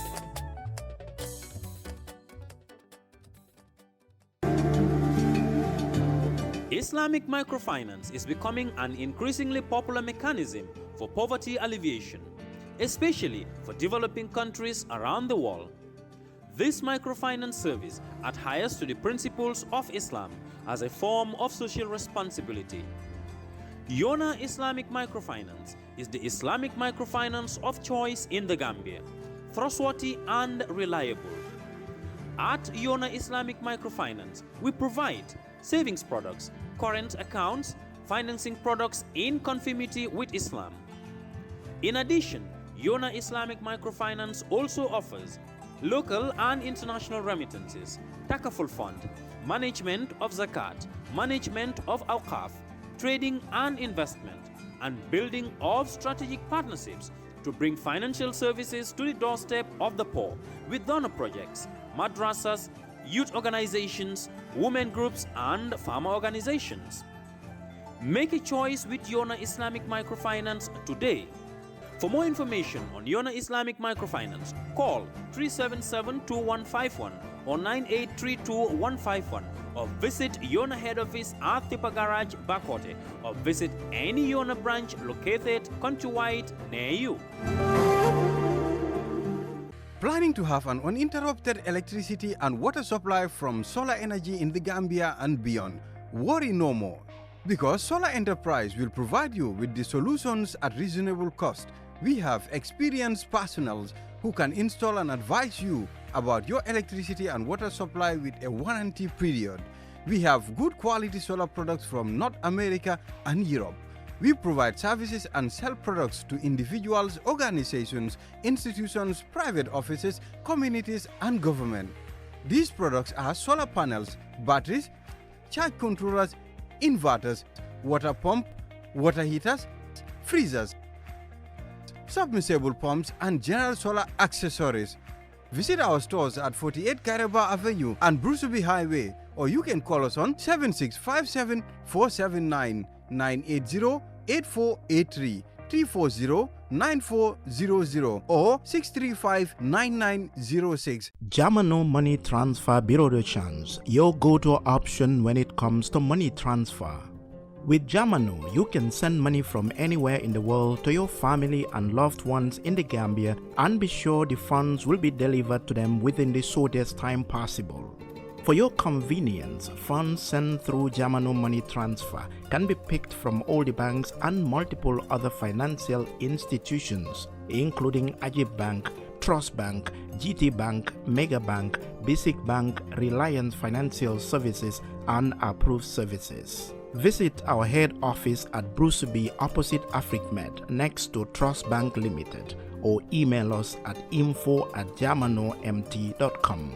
You can as well call us on 310-3050 or 310-3051, or yet still 733-0688.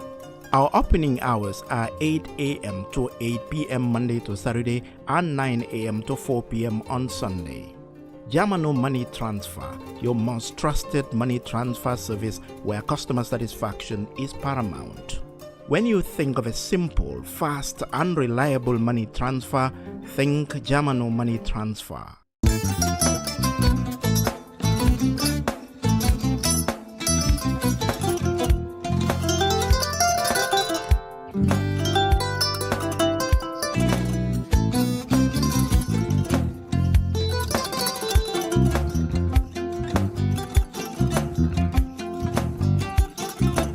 I get it.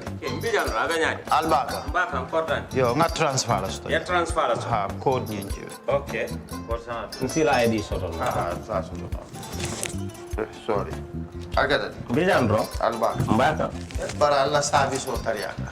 Mbare ki janna nun kunu bara tariaka. Jannom yona forest de bureau. Gambia tonkon na no mbari ya bere.